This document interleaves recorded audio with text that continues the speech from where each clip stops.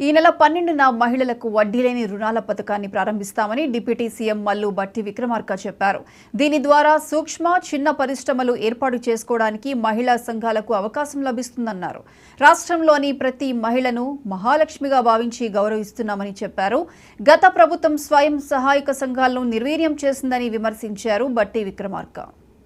Top కూడా చేపించి application పెట్టించాం.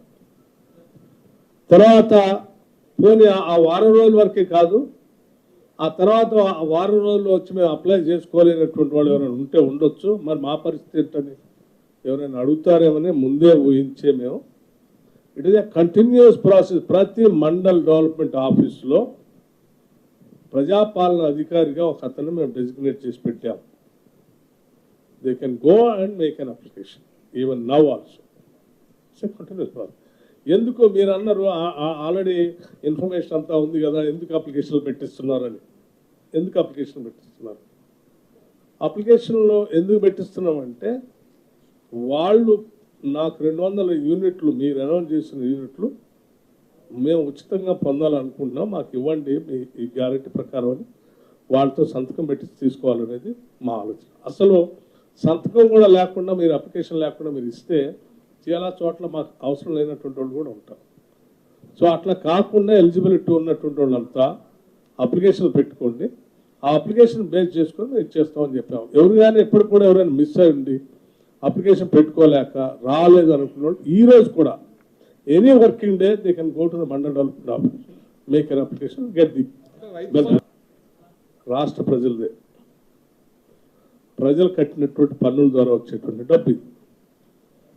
చివరికి ఈజీఎస్లో ఎంప్లాయ్మెంట్ గ్యారంటీ స్కీమ్లో 100 రోజుల పని అని గ్రామీణ ప్రాంతాల్లో పిలుచుకునేటువంటి పని కూలికి పోయేటువంటి వాళ్ళు కట్టేటువంటి ఇండైరెక్ట్ ట్యాక్స్ ద్వారా కూడా వచ్చేటువంటి ఆదాయాల నుంచి కట్టే డబ్బు. సో మేము ఖర్చు పెట్టే ప్రతి రూపాయి కూడా అర్థవంతంగా ఉండాలి, అది అనుకునేటువంటి బెనిఫిషరీకే చేరాలి, అనర్హులు చేరకూడదు అనేది కూడా ఆలోచన. ఉదాహరణకు ఇప్పుడు మీరు చెప్పినటువంటి దాంట్లో మొన్న ఎక్కడ చదివాం, 20,000 కోట్ల రూపాయలు పంట పండించేటువంటి వాళ్ళకి కాకుండా రియల్ ఎస్టేట్ చేసుకునేటువంటి వాళ్ళకి, లేకపోతే కొండలు గుట్టల్లో ఉన్నటువంటి వాళ్ళకి, లేకపోతే ఒట్టినే భూమి కొనుగోలు చేసుకొని పెట్టుకుంటే అట్లా ఉంటుంది ల్యాండ్ అనుకునే ఆబ్సెంటీ ల్యాండ్ లార్డ్స్కి రాష్ట్ర ప్రజల డబ్బంతా పోయిందని చెప్తా ఉన్నారు. రైతు బంధు ఉద్దేశం ఏంటి? వ్యవసాయాన్ని ప్రోత్సహించడానికి రైతుకి మనం ఇచ్చేటువంటి వెసులుబాటు. మరి వ్యవసాయం చేయనటువంటి వాళ్ళకి మీరు డబ్బు ఇస్తే అది వ్యవసాయాన్ని ప్రోత్సహించడానికి ఇస్తున్నట్ట, వ్యవసాయం చేయకుండా ఉన్నటువంటి వాళ్ళకి కూడా డబ్బు ఇస్తున్నట్ట? సో అటువంటి తప్పిదాలు మళ్ళీ జరగదు. ఇది 20,000 కోట్లు అనేది it's not a small amount, ప్రజల సొమ్మే. బీఆర్ఎస్ శ్రేణుల సమావేశంలో సీఎం రేవంత్ రెడ్డిపై మాజీ మంత్రి కేటీఆర్ ఫైర్ అయ్యారు. కేసీఆర్ ఇచ్చిన ఉద్యోగాలకు రేవంత్ పత్రాలు ఇస్తూ తాను ఉద్యోగాలు ఇచ్చానని చెప్పుకుంటున్నాడని మండిపడ్డారు. కాంగ్రెస్ ప్రభుత్వం వచ్చి 3 నెలలు కాలేదు, ఒక్క నోటిఫికేషన్ కూడా ఇవ్వలేదు, అప్పుడే 30,000 ఉద్యోగాలు ఎలా ఇచ్చారని ప్రశ్నించారు. గత సంవత్సరం వర్షాలు పడక ఇప్పుడు కరువు ఏర్పడుతోందంటూ దొంగ మాటలు చెబుతున్నారని విమర్శించారు. ప్రభుత్వాన్ని నడపడం చేతకాక రైతులకు నీళ్లివ్వడం ఇష్టం లేక ఇలా మాట్లాడుతున్నారని ఆగ్రహం వ్యక్తం చేశారు. ఇది కాలం తెచ్చిన కరువు కాదు, కాంగ్రెస్ తెచ్చిన కరువు అని కేటీఆర్ ఆరోపించారు. మీకు గుర్తుండాల ఎన్నెన్ని మాటలు చెప్పినారు, పెద్ద పెద్ద మాటలు, పెద్ద పెద్ద డైలాగులు. బస్సు ఫ్రీ అన్నారు, బంగారం ఫ్రీ అన్నారు. కేసీఆర్ కళ్యాణ్ లక్ష్మి అని చెప్పి ₹1,00,000 ఇస్తాడు, నేను మీదికెళ్ళి తులం బంగారం ఇస్తా అన్నాడు. రైతన్నలనైతే ఎన్నెన్ని మాటలు చెప్పిండో మీకు యాదకుండాలి. మీరు ఇప్పటిదాకా లోన్ తీసుకున్న వాళ్ళు ఉంటే ఉరుకున్రి బ్యాంకుకు, జల్దీ ఓన్రి. నేను డిసెంబర్ 9 నాడు సీఎం అవుతున్నా, ఉరుక్కుంట పోయి 2 లక్షలు తెచ్చుకోండి, ఒక్క సంతకం పెట్టి మొత్తం మాఫ్ చేస్తే పోయింది అన్నారు. కేసీఆర్ రైతు బంధు 10,000 ఇస్తుండు, నేను 15,000 ఇస్తా, 15 రోజులు ఆగుమన్నారు. ఆడబిడ్డలకైతే చెప్పిండు, నెలకు కోడలు ఉంటే 2,500, ముసలవ్వు ఉంటే నెలకు 4,000, ముసలాయన ఉంటే ఆయనకు మరొక 4,000. ఇంట్లో ఇద్దరుంటే కూడా, అవ్వ తాత ఇద్దరుంటే కూడా కేసీఆర్ ఒక్కలకే ఇచ్చిండు, నేను ఇద్దరికి ఇస్తా అన్నాడు. ఇట్లా 1 కాదు 2 కాదు, ఇక నోటికి ఎంత వస్తే అంత ఇగో చెప్పుకుంటా పోతే మేము మొన్న కూర్చొని కూడినాం. వీళ్ళు ఎన్ని చెప్పిర్రా నాయన మాటలు గినిగానం చెప్పిర్రు, ఎన్ని వెళ్ళినాయి అంటే ఇది మనం పెట్టలే పేరు. వాళ్ళు ఇచ్చిన హామీలు అన్నీ కూడితే కరెక్ట్గా ఎన్ని వెళ్ళినాయి అంటే 420 హామీలు వెళ్ళినాయి. సరిగ్గా 420 హామీలు ఎస్సీ డిక్లరేషను, ఎస్టీ డిక్లరేషను, వాళ్ళ మేనిఫెస్టోల, రైతు డిక్లరేషన్ల, మహిళా డిక్లరేషన్ల, యూత్ డిక్లరేషన్ల అన్ని కలిపి తీస్తే ఎన్ని వెళ్ళినాయంటే సరిగ్గా 420 హామీలు. సరిగ్గా హామీలు ఇచ్చిండ్రు, గద్దెనెక్కిండ్రు.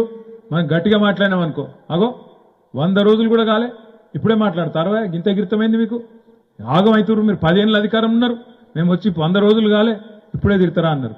మనం తిట్టలేదు, కొట్టలేదు, మనం ఏం అనలేదు. ఏమన్నాం? అయ్యా రేవంత్ రెడ్డి, నువ్వే చెప్తీవి కదా, ఏమన్నావు నువ్వు? డిసెంబర్ 9 నాడు సంతకం పెడతా, 2 లక్షల లోన్ మాఫీ చేస్తా అన్నావు. నమ్మి మా గిరిజన సోదరులు, మా గిరిజన రైతులు, దళిత రైతులు, బీసీ రైతులు, రైతులందరూ పోయి పొరికి ఉరికి తెచ్చుకున్నారు, లోన్లు తెచ్చుకున్నారు. తెచ్చుకున్న పాపానికి వాళ్ళు అడుగుతున్నారు ఇవాళ.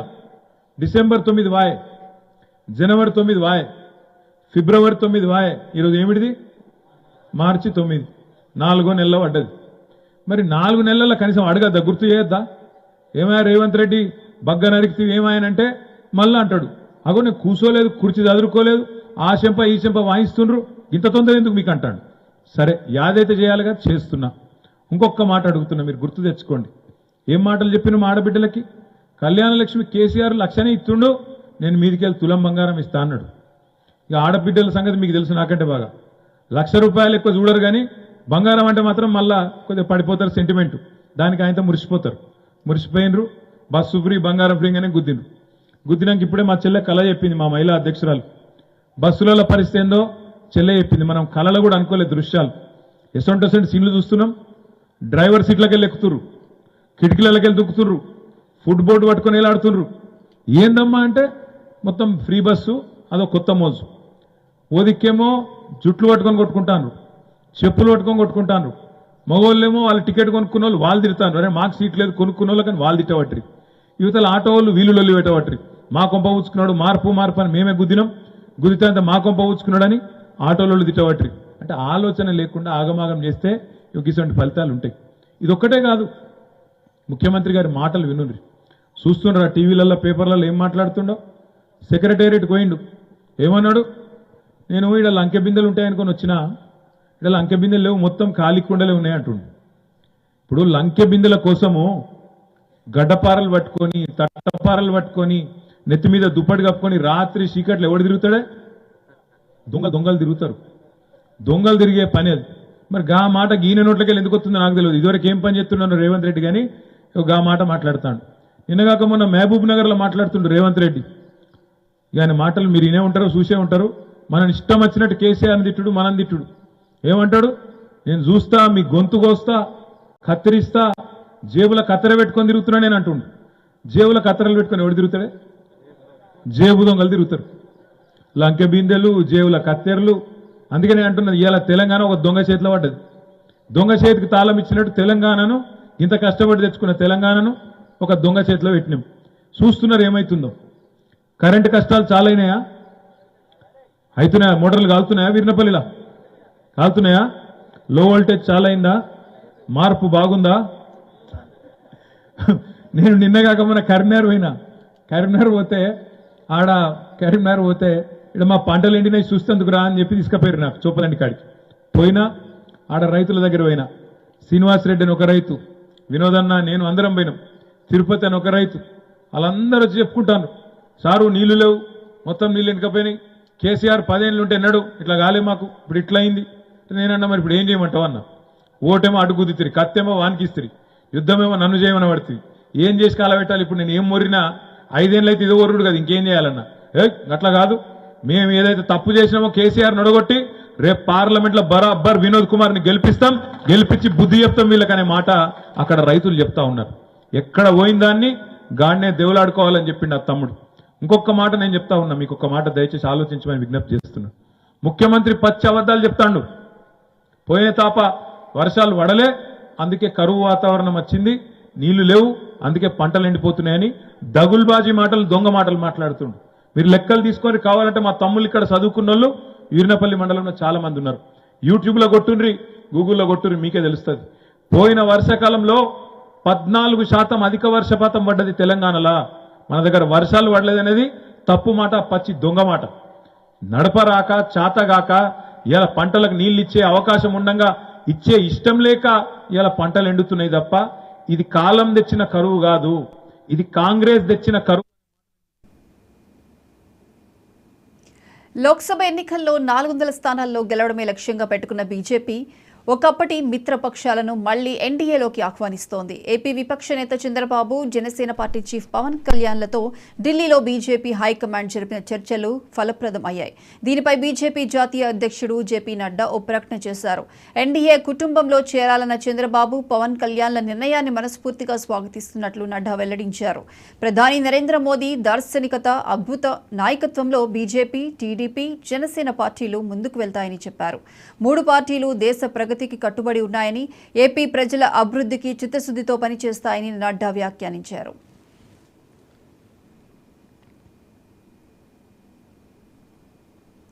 టీడీపీ, జనసేన, బీజేపీ పొత్తుపై ఎంపీ కేశినేని నాని కౌంటర్ వేశారు. చంద్రబాబు పచ్చి మోసగాడని, మాట మీద నిలబడే వ్యక్తి సీఎం జగన్ అని అన్నారు.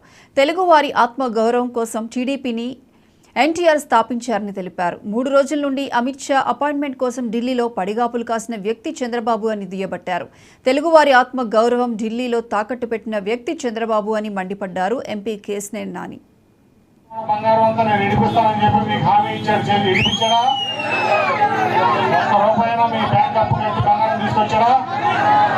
రైతులకు రుణమాఫీ చేస్తానని చేశాడా? ఈ ఊరికి అభివృద్ధి చేశాడా? ఇరువురు నియోజకవర్గానికి అభివృద్ధి చేశాడా? మండలానికి చేశాడా? పచ్చి మోసగాడు. ఎవరు మాట నిలబడే వ్యక్తి జగన్మోహన్ రెడ్డి గారు అయితే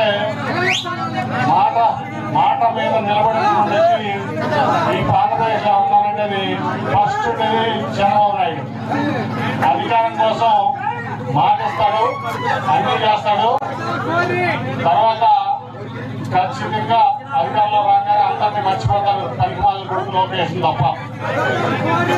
అలాగే అన్న నందమూరి తారక రామారావు గారు ఆ రోజు తెలుగుదేశం పార్టీ తెలుగు వారి ఆత్మగౌరవం కోసం నేను ఈ పార్టీ పెడుతున్నాను.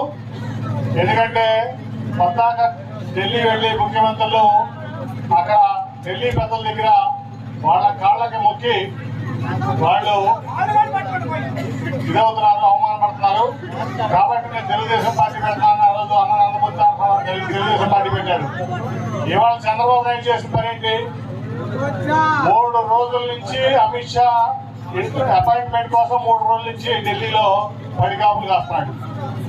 బీజేపీ కోసం పడిగాపులు కాస్తున్నాడు 3 రోజుల నుంచి. తెలుగు వారి ఆత్మగౌరవాన్ని, ఆంధ్రప్రదేశ్ ప్రజల ఆత్మగౌరవాన్ని ఇవాళ ఢిల్లీలో తాకట్టు పెట్టినటువంటి వ్యక్తి ఎవరైనా ఉన్నారంటే అది చంద్రబాబు నాయుడు. ఆ రోజు అన్న నందమూరి తారక రామారావు గారు తెలుగు వారి ఆత్మగౌరవం కోసం ఈ పార్టీ పెట్టాను, నేను ఢిల్లీతో యుద్ధం చేస్తా అన్నాడు. ఇవాళేమో మళ్ళీ అధికారంలోకి రావాలని చెప్పి చంద్రబాబు నాయుడు ఢిల్లీ దగ్గర మన ఆంధ్రప్రదేశ్ ప్రజల ఆత్మగౌరవాన్ని తాకట్టు పెట్టి పడిగాపులు. సార్వత్రిక ఎన్నికలు సమీపిస్తుండటంతో ఎటువంటి అవాంఛనీయ సంఘటనలు తలెత్తకుండా ఉండడానికి తూర్పుగోదావరి జిల్లాలో డీఎస్పీ రామారావు కవాతు నిర్వహించారు. ఎస్పీ జగదీష్ ఆదేశానుసారం నిడదవోలు పోలీసులు, కేంద్ర ఆయుధ బలగాలచే నిడదవోలులో కవాతు ఏర్పాటు చేశారు. ప్రజల్లో ఉన్న భయాందోళనలను తొలగించి నచ్చిన అభ్యర్థిని ఎన్నుకునేలా వారిలో మనోధైర్యాన్ని పెంచేందుకు ఈ కార్యక్రమం నిర్వహించినట్లు డీఎస్పీ చెప్పారు. ప్రజలు ఏవైనా ఇబ్బందులు ఎదుర్కొంటే వెంటనే పోలీసులకు తెలపాలని, ప్రజల కోసమే పోలీసులు ఉన్నారన్నారు డీఎస్పీ రామారావు.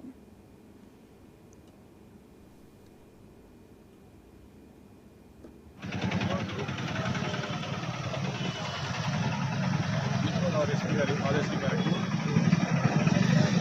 నెల్లూరు తిమ్మరాజుపాలెం ఈరోజు వచ్చేసి బ్లాక్ మార్క్ చేయమని చెప్పేసి ఆదేశాలు ఇచ్చారు.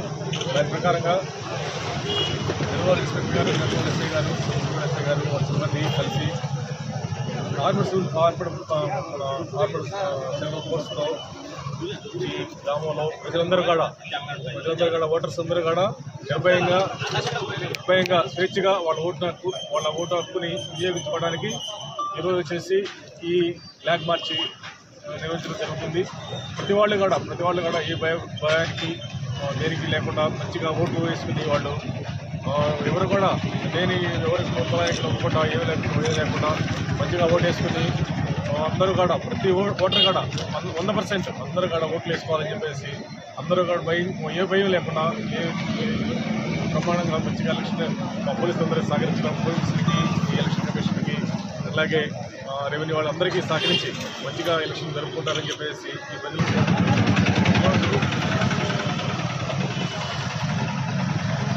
ఎస్పీ గారి ఆదేశం గారికి మన నెల్లూరు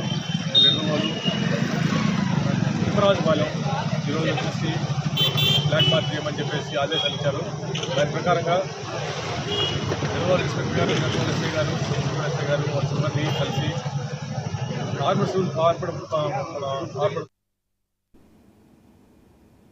జగిత్యాలలో కళ్యాణలక్ష్మి చెక్కుల పంపిణీ కార్యక్రమం నిర్వహించారు. ఈ కార్యక్రమంలో ఎమ్మెల్యే సంజయ్ కుమార్, కాంగ్రెస్ ఎమ్మెల్సీ జీవన్ రెడ్డి, ప్రభుత్వ విప్ లక్ష్మణ్ కుమార్ పాల్గొన్నారు. అయితే కార్యక్రమం జరుగుతున్నప్పుడు కరెంట్ పోయింది. దీంతో ఎమ్మెల్సీ జీవన్ రెడ్డి పలుమార్లు విద్యుత్ అధికారులకు ఫోన్ చేసి కరెంట్ ఇవ్వాలని కోరగా దాదాపు గంట తర్వాత కరెంట్ వచ్చింది. అనంతరం కార్యక్రమం యథావిధిగా కొనసాగింది.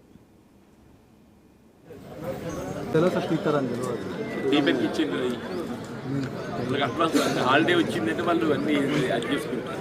సరే మీకు అనుమానం రాలేదు, ఆలోచన చెప్పలేదు వాళ్ళు రిపేర్స్ అంటారు. బాబు వాళ్ళ కళ్యాణ లక్ష్మి చెక్కుల పంపిణీ ఉంది ఇక్కడ, మరి కరెంట్ లేదేంటి? నిజమే బాబు, ఇటువంటి అఫీషియల్ ప్రోగ్రామ్స్ ఉన్నప్పుడు మీకు ఇంటిమేషన్ ఉండాలి, మీరు చూసుకోవాలి. మీకు ఇంటిమేషన్ లేదా చెప్పాలి, మీకు ఇంటిమేషన్ ఇవ్వాలి.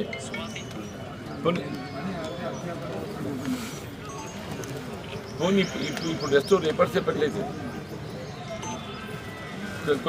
తొందర అవుతుంది చేయ బాబు, ఎందుకంటే వీఆర్ వెయిటింగ్. చెప్పలేదు వాళ్ళు రిపేర్స్ అంటారు.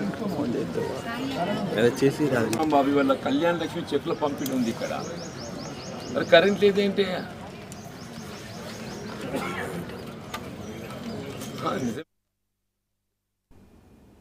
నర్సాపురం పార్లమెంట్ స్థానానికి బీజేపీ ఎంపీ అభ్యర్థిగా తాను బరిలో నిలుస్తున్నట్లు బీజేపీ సీనియర్ నాయకులు కల్దిండి భగవాన్ రాజు చెప్పారు. తనను గెలిపిస్తే కేంద్రం నుంచి మంత్రి పదవిని తెచ్చుకొని ఈ ప్రాంతాన్ని మరింత అభివృద్ధి చేస్తానని తెలిపారు. సంఘ విభాగంలో అనేక కార్యక్రమాలు చేపట్టి సంఘం బలోపేతానికి కృషి చేస్తానన్నారు భగవాన్ రాజు.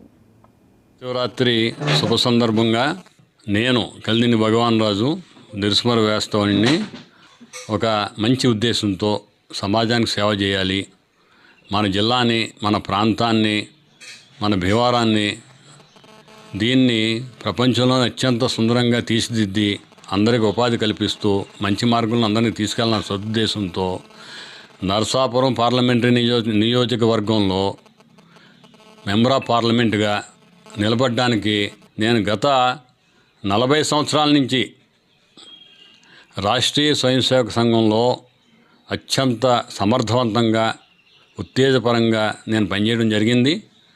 హైదరాబాదులో రియల్ ఎస్టేట్ వ్యాపారం కూడా చేస్తున్నాను. ఇప్పుడు అనేక మంది పెద్దవాళ్ళందరూ కూడా నాకు సహకరించారు. రాజనీతిలో అక్రమాలకి, అన్యాయానికి తావు లేకుండా మంచి మార్గంలో మంచి లక్ష్యాన్ని చేరుకోవాలి. ఏదో జనాలకు డబ్బులు ఇచ్చి తాగుడు పోయించి ఓట్లు వేసుకునే ఆలోచన నాకు లేదు, ఫ్రాడ్ చేసే ఆలోచన కూడా నాకు లేదు. మంచి మార్గంలో మనం ప్రయాణం చేసి మంచి ఉద్దేశంతో, మంచి లక్ష్యంతో కేంద్రంలో మంత్రిత్వాన్ని నేను తీసుకొని ఈ సమాజానికి, మన ఏరియాకి, మన యొక్క దేశానికి సేవ చేయాలనేటువంటి ఆలోచనతో నేను ఈరోజు ఈ కార్యక్రమాన్ని నిర్వహించడం జరిగింది. దీనికి నన్ను ఆహ్వానించినటువంటి అందరికీ కూడా వైద్యులు మానవ సేవే మాధవ సేవగా భావించి పేద ప్రజలకు సేవ చేయాలని ప్రభుత్వ సలహాదారు మహమ్మద్ అలీ షబ్బీర్ అన్నారు. పేద ప్రజలకు సేవ చేస్తే దేవుడికి సేవ చేసినట్లుగా వైద్యులు భావించాలని ఆయన సూచించారు. కామారెడ్డి జిల్లాలో ప్రభుత్వ ఆసుపత్రిలో 100 పడకల అదనపు గదులను ఆయన ప్రారంభించారు. వైద్యులు అంకిత భావంతో పనిచేసి ప్రజల మన్ననలు పొందాలని తెలిపారు. ఆసుపత్రిలో ఏమైనా సమస్యలు ఉంటే తన దృష్టికి తీసుకువస్తే సమస్యల పరిష్కారానికి కృషి చేస్తానని భరోసా కల్పించారు మహమ్మద్ అలీ షబ్బీర్.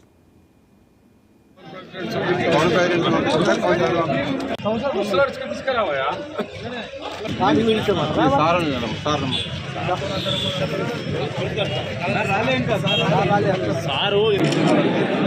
Okay sir.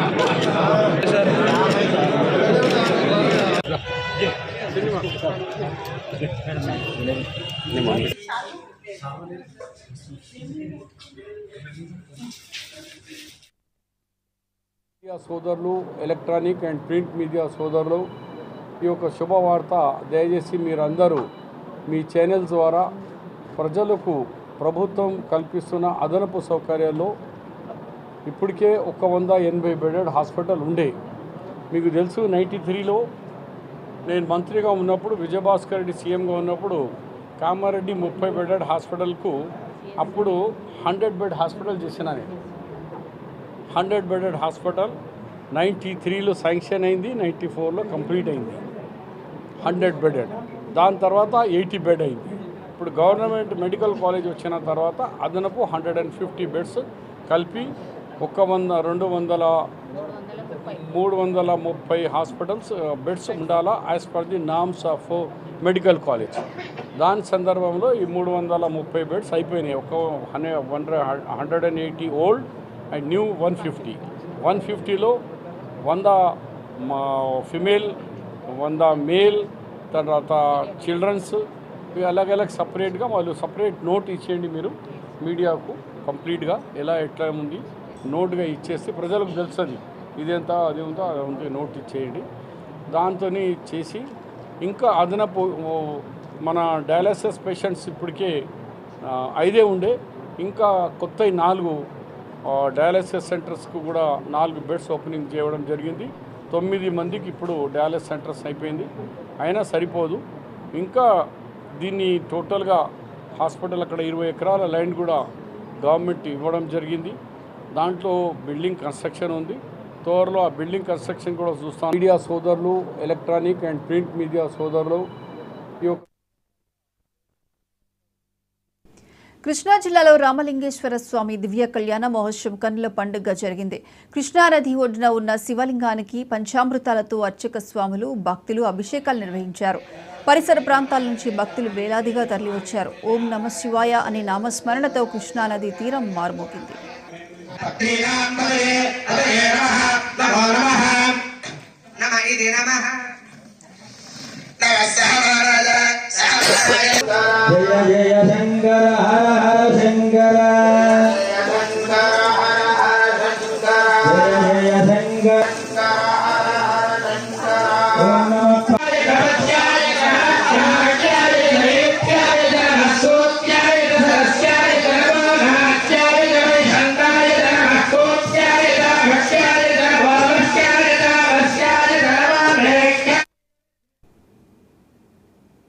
శ్రీకాళహస్తి ఆలయ ధర్మకర్తల మండలిని ప్రభుత్వం ప్రకటించింది. వారం రోజుల కిందట ముగిసిన పాలక మండలినే పునర్నియమిస్తూ దేవాదాయ శాఖ ఉత్తర్వులు జారీ చేసింది. దీంతో అంజూరు శ్రీనివాస్ కాళహస్తి దేవస్థానం చైర్మన్గా, మిగిలిన సభ్యులు బోర్డు మెంబర్లుగా ఆలయంలోకి గురుదక్షిణామూర్తి వద్ద ప్రమాణ స్వీకారం చేశారు. ఈ కార్యక్రమానికి స్థానిక ఎమ్మెల్యే బియ్యపు మధుసూదన్ రెడ్డి హాజరయ్యారు. ఈ ఏడాది కాలానికి ప్రభుత్వం పాలక మండలిని నియమించింది. ఈ ప్రమాణ స్వీకార కార్యక్రమంలో ఈవో నాగేశ్వరరావు, ఇతర ఆలయ సిబ్బంది తదితరులు పాల్గొన్నారు.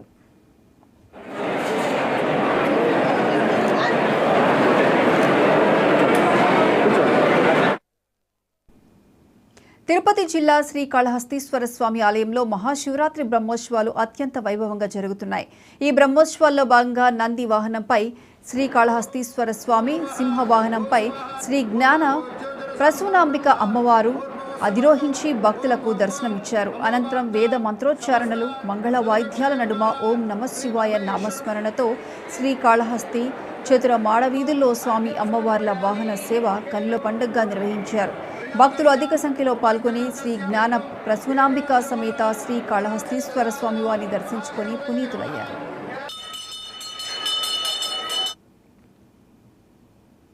పశ్చిమ గోదావరి జిల్లా భీమవరంలోని మావుళ్లమ్మ అమ్మవారిని మెగా ఫ్యామిలీ మెంబర్స్ దర్శించుకున్నారు. మెగాస్టార్ చిరంజీవి సతీమణి సురేఖ, 2 కుమార్తెలు, మనవరాళ్లు అమ్మవారిని దర్శించుకున్న వారిలో ఉన్నారు. శ్రీ మావుళ్లమ్మ దేవస్థానం వారు ఆలయ మర్యాదలతో ఘనస్వాగతం పలికారు.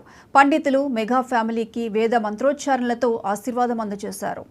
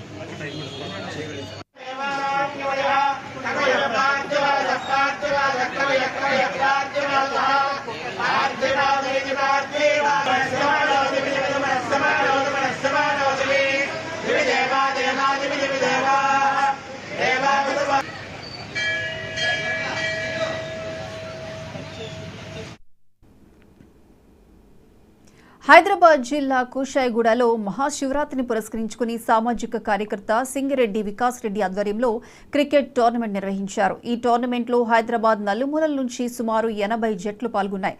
కూషాయిగూడ ఎస్వీఆర్ మైదానంలో 2 రోజుల పాటు జరిగిన ఈ టోర్నమెంట్లో విజేతలకు నిర్వాహకులు బహుమతులు అందజేశారు.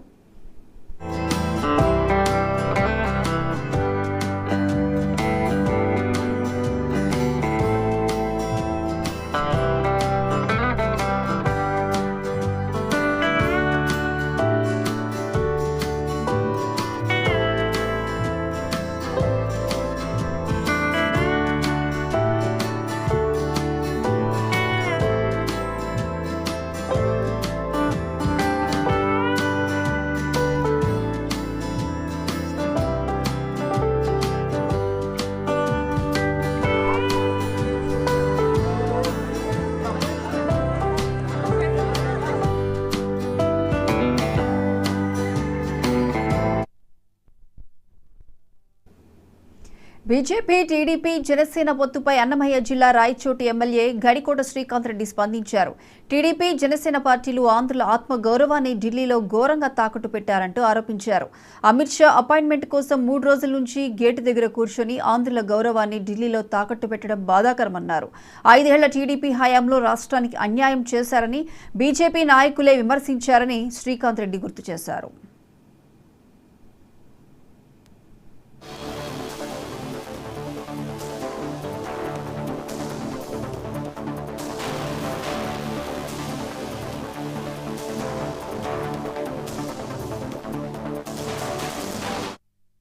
ఆంధ్రుల గౌరవాన్ని ఎంత ఘోరంగా తాకట్టు పెట్టారు అని అంటే, అంతకుముందు తెలుగుదేశం పార్టీ పుట్టింది ఆంధ్రుల గౌరవం కోసం, ఆత్మగౌరవం కోసం అని చెప్పేటువంటి వీళ్ళు ఈరోజు పొత్తుల కోసం ఢిల్లీలో బీజేపీతో ప్రధానమంత్రి అపాయింట్మెంట్ కాకుండా కానీ హోంమంత్రి అయినటువంటి అమిత్ షా అపాయింట్మెంట్ కోసం దాదాపుగా 3 రోజుల నుంచి గేట్ల దగ్గర కూర్చున్నారు అని అంటే, ఆంధ్రుల ఆత్మ గౌరవాన్ని ఏ రకంగా ఢిల్లీలో తాకట్టు పెట్టారో చూస్తుంటేనే బాధాకరంగా ఉంది.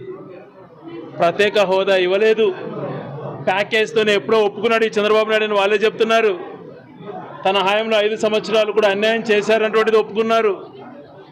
ఏ అష్యూరెన్స్ తీసుకోకుండా ప్రత్యేక హోదా అష్యూరెన్స్ తీసుకున్నారా? లేదు. వైజాగ్ స్టీల్ ప్లాంట్ గురించి మాట్లాడారా అంటే లేదు. ఏదీ లేకుండా కేవలం జగన్మోహన్ రెడ్డి గారిని ఎదుర్కోలేము, ప్రజల్లో అతనికి బలం ఉంది అని ఏకైక భావనతో భయపడి ఢిల్లీలో జాతీయ నాయకులు ఇండ్ల బయట కూర్చోనేటువంటి పరిస్థితికి తెలుగు వాళ్ళ ఆత్మగౌరవాన్ని, ఆంధ్రుల ఆత్మగౌరవాన్ని తాకట్టు పెట్టినటువంటి వీళ్ళను చరిత్ర ఎప్పుడు క్షమించదు. జగన్మోహన్ రెడ్డి గారు ఒక్కడే ధైర్యంగా వై నాట్ 175 సంవత్సరం కింద చెప్పి అదే ఫిగర్తో ముందుకు పోతుంటే, వీళ్ళల్లో ఎవరు 120నో, ఎవరు 30నో, ఎవరు 20నో తేల్చుకోలేక, ఎవరు ఎక్కడ పోటీ చేస్తారో అన్నటువంటి పేర్లు చెప్పుకోలేక ఇంత హీన స్థితికి పార్టీలు దిగజార్చుకొని మళ్ళీ జగన్మోహన్ రెడ్డి గారి పైన వీళ్ళందరూ